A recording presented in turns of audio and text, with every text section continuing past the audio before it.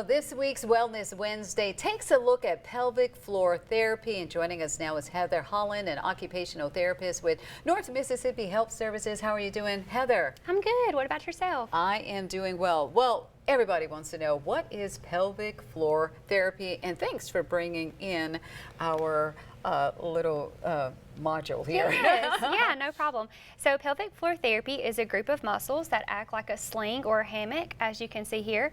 And sometimes these muscles, they can become too weak or too tight.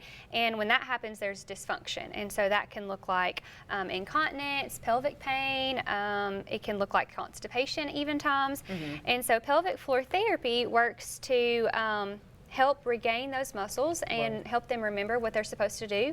And that just gives us a chance to rehab that part of the body, just like we would any other muscle group. And I just want to make sure the muscles that we are pointing out are the muscles here in the red. Yes, oh, okay. It kind of looks like a bowl in there. Yes, those muscles there. So now when it comes to pelvic floor therapy, you know, what are some of the things that people can do to be able to strengthen those muscles? Well, that's the thing. So oftentimes people think they just need strength, and that might not be the case. So we recommend that they come in for an evaluation, and that's going to be with a specialized occupational therapist or physical therapist in that department.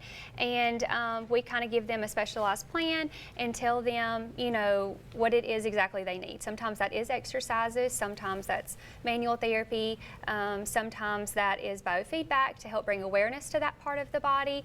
And at that point we make goals, and that's just to help them function better in their daily life.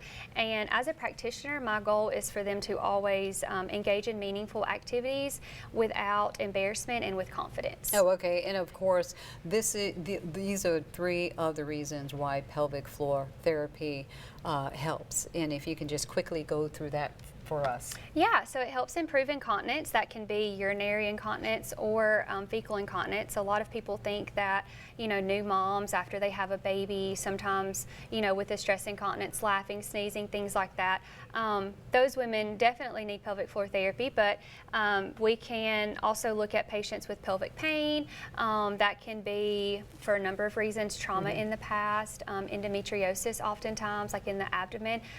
We see patients with that.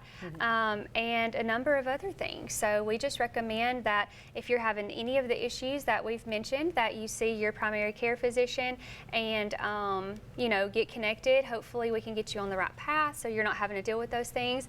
And of course, give us a call if you need us. All right, then. Well, thank you so much there, Yes, Heather Holland, thank for you. joining us this afternoon. Yeah.